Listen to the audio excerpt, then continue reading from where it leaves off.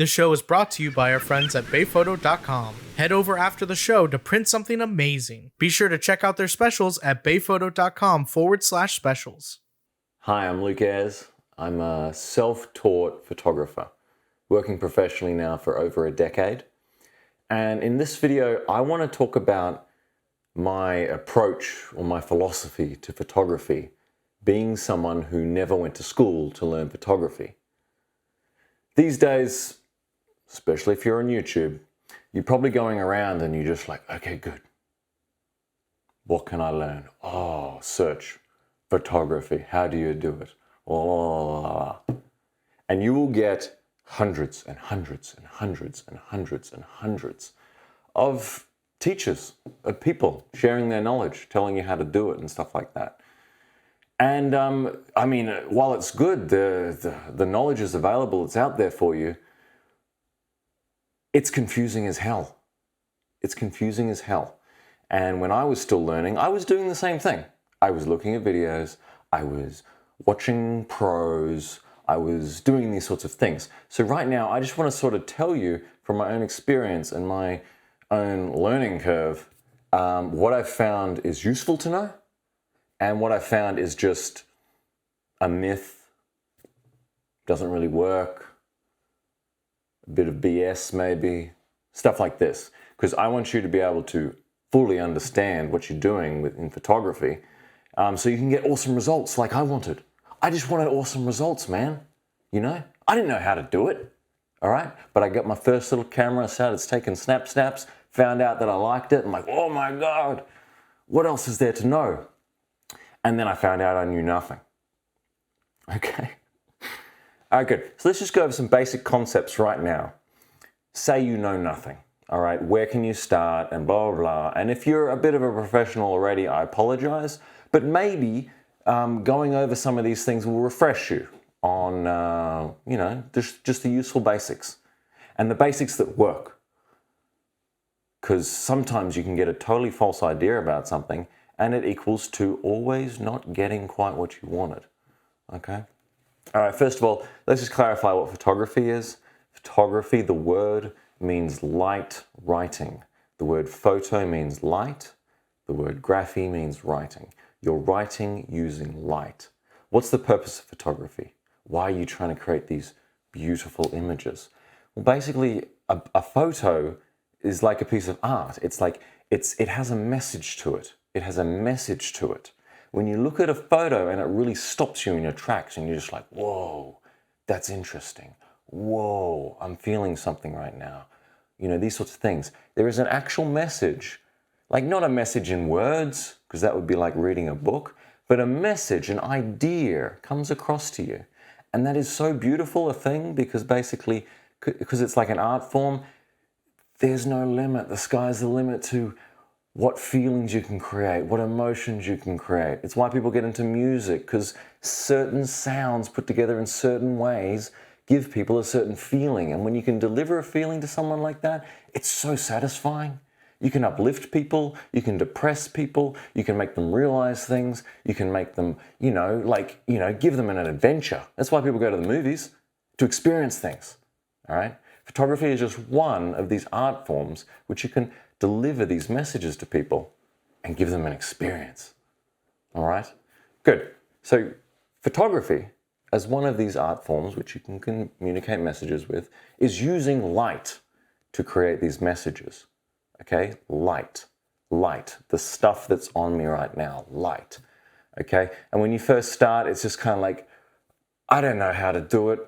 I don't know how to do it. I watch a film, I look in a magazine, it looks beautiful. I take my little snap, I take my phone, chick, it looks terrible. Like, what the heck do I have to do? Hence why there are all these details you go into specifically how you control the light and stuff like that. And while I'm thinking of it, let's just go into a first myth, which I wasted years believing. All right, and which today I constantly just reinforce that this is a myth and it is not true. And this myth is that your camera equals a good photo. If you don't have a good camera, you can't take a good photo. That is BS. That is BS. Whoever told you that or wherever you read that, block them, unfriend them. They are not giving you workable information, okay? Photography is about the light, okay? We go into a camera store and the salesman there, he's like, okay, good. So you need this camera and it has blah, blah, blah, blah, blah. And he pulls out this big thing that you don't understand what anything does on it. It has 30,000 buttons. It has menus that go on till the end of time. And it's just like, I'll go back to my phone, thanks, because I just got to point it and press a button. Okay? Yes, all these buttons do something, but there's only 3 controls of a camera that you actually need to know to take good photos, okay? The rest of these are just little bonus features that you learn after you can already take a good photo to help you to make things more convenient, these sorts of things, okay? But the 3 basic controls, this is a camera, by the way. Have you seen one before? This is a camera. Let me just go over the 3 basic controls of a camera. Parts of a camera, actually, let's just cover a basic again. The word camera itself means a box. Did you know that? This is actually a box. It's a box with a hole in the front of it, okay? Why is it called a box? Well, basically inside this box is something that can record the light. In the old days, and of course this is still used today, it contained inside it something called film, which is like a little strip of paper or plastic, which had a chemical on it which would react when light hit it. It would cause an imprint of that light to save itself onto it. And then you take it out later and you do some other chemical stuff to it, and then it reveals a picture, which was like an exact copy of what the box with this hole in it was pointed at. Okay? All right, that's what a camera is, okay? Then you got this thing, which goes on the front of the camera. This is called a lens, okay? A lens is basically a cylinder made of plastic or metal with a bunch of different glass in it. And the purpose of a lens is that when you put it in front of the hole that's on your box, then the light passes through the lens before it goes into the box, and when it passes through all these different types of pieces of glass, it will change how the scene that you're looking at appears.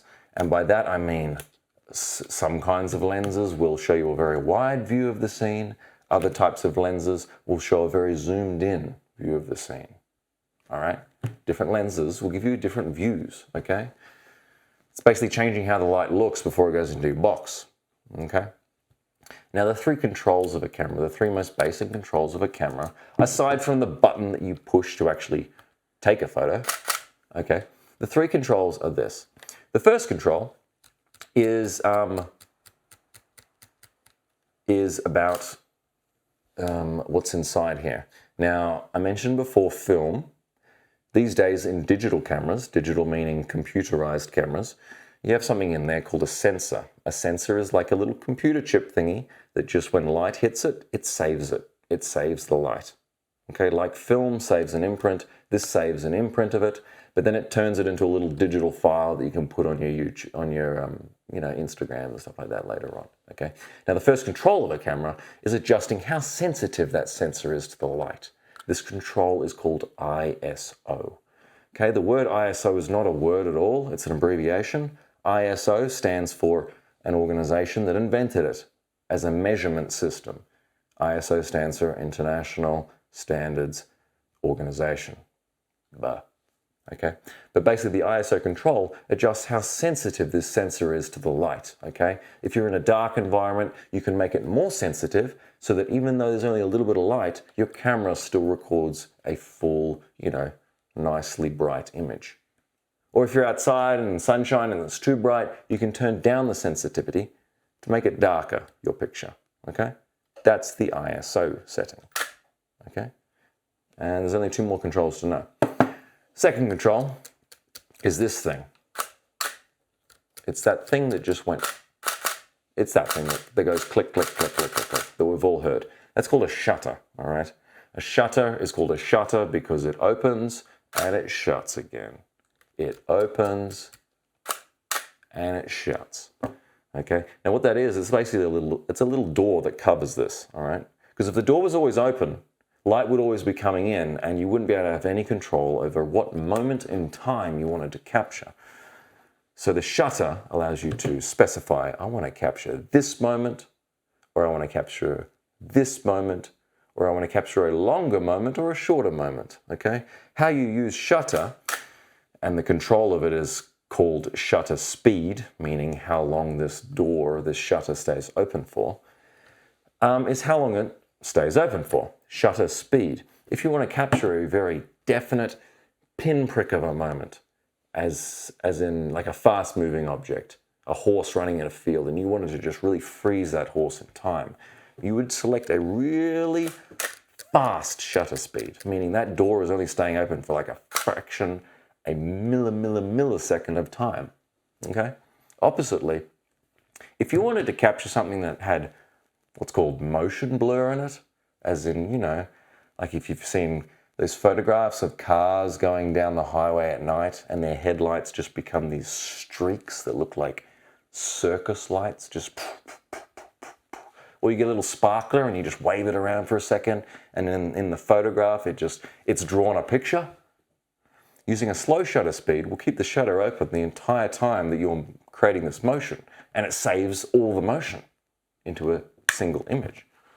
It's not the same motion as in a video, whereas in, you know, you can see me moving, now I'm here, now I'm here. No, it imprints everything on the same shot. So you get this effect of blur, okay, motion blur. That's shutter speed, and that's the second control. And that's two of the only three controls you really need to know when you're getting started. Third control is what is contained inside the lens itself. Now, this third control is called aperture. Now, before you get confused by that word and think, oh my God, this is like a professor talking. No, the word aperture literally means a hole, okay?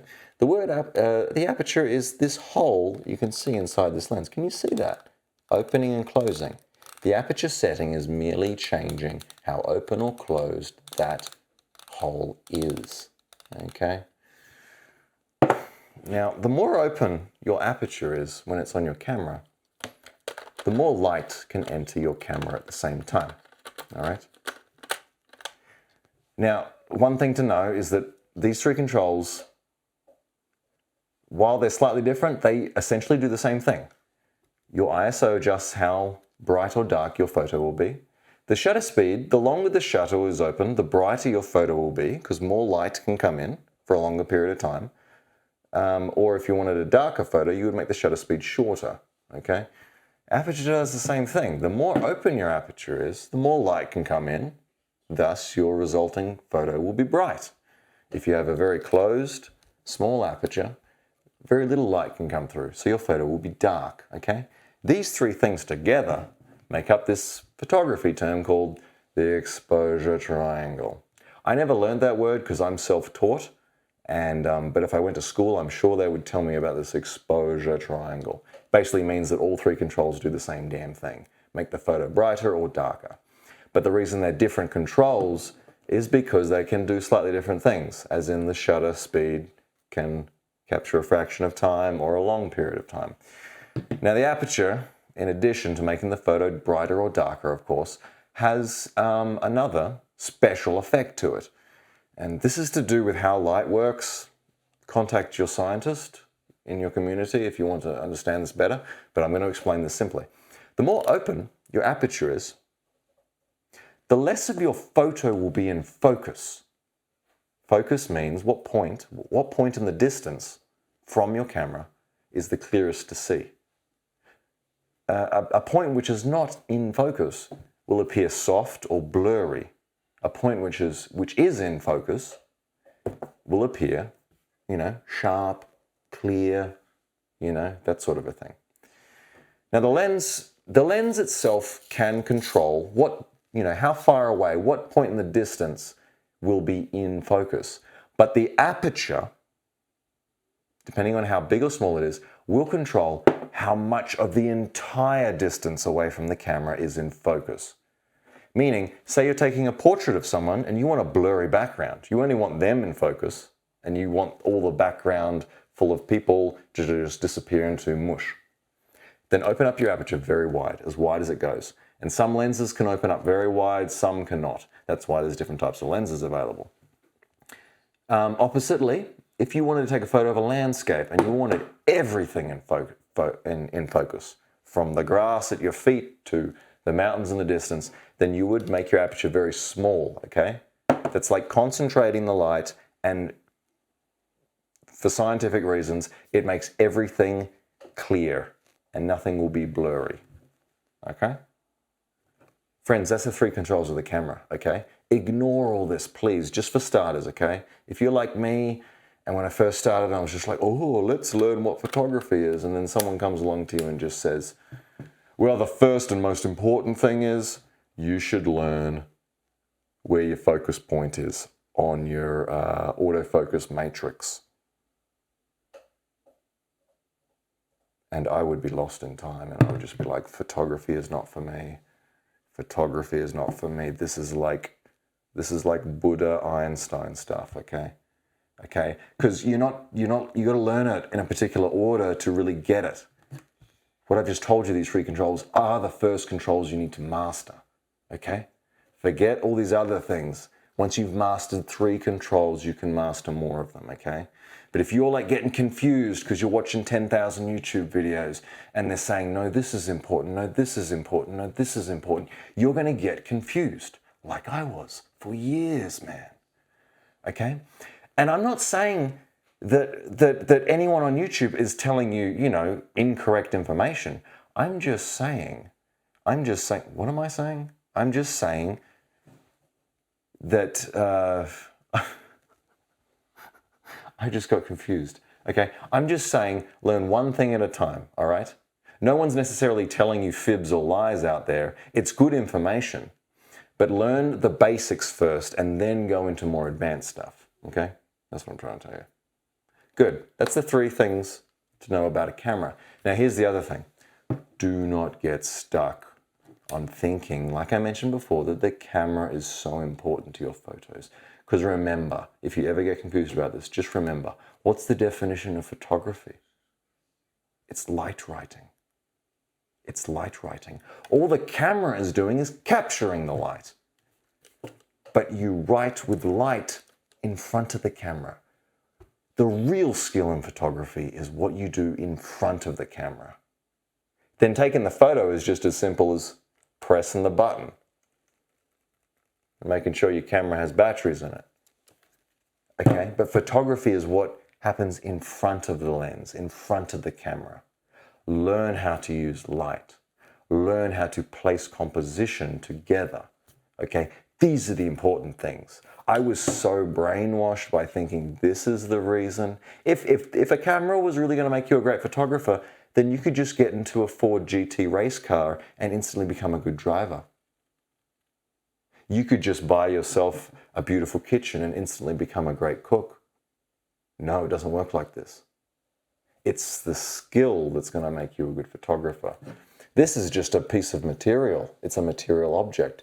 It is useful and needed to complete the action of making photos, but it's not what your attention should be on, friends, okay? So when you're starting, learn the 3 controls, learn what a camera actually is. Don't go out there and buy $5,000 latest model, blah, blah, blah, blah, blah, blah, because you don't need that, okay? All the extra features that you get on an expensive camera, you won't know how to use yet, so don't worry about it. Start with your phone. Start with a basic beginner's camera where you can at least control the 3 main settings: ISO, shutter speed, aperture, okay? Once you know that stuff and you've had good practice at it, then look at what's just been released. Blah, blah, blah, blah, blah. You know? Anyway, I'm not going to rattle on too long. I wanted to give you some basics. I wanted to just tell you the truth about, you know, you can learn photography. It is possible. You can get really good at it. You just got to do it step by step, okay? Learn it in the right order, okay? I'm Luke Ayers. If you want to know more things, you know, feel free to contact me. I have a YouTube channel, these sorts of things. See what else I can tell you. I have courses, blah, blah, blah. I have an email address. I'm very interested in teaching people because when I was first learning, I had no one to teach me. And I didn't want to go to school because I hated school, okay? So now I'm just like, okay, I understand where that's coming from. So now that I'm where I'm at, I want to help you. So ask me your questions. I appreciate you wanting to be a photographer, and I will help you become a photographer because it is so much fun. It is so rewarding. So get out there, start practicing. Don't worry about, oh, am I doing it right? No, take photos. Just take photos. Enjoy yourself. All right, and learn piece by piece, and you'll be pro. Please subscribe and enable the bell so you don't miss any of our new shows. Like the video and please share it and leave your comments. I love hearing from you. And remember to get out and capture your own images of life.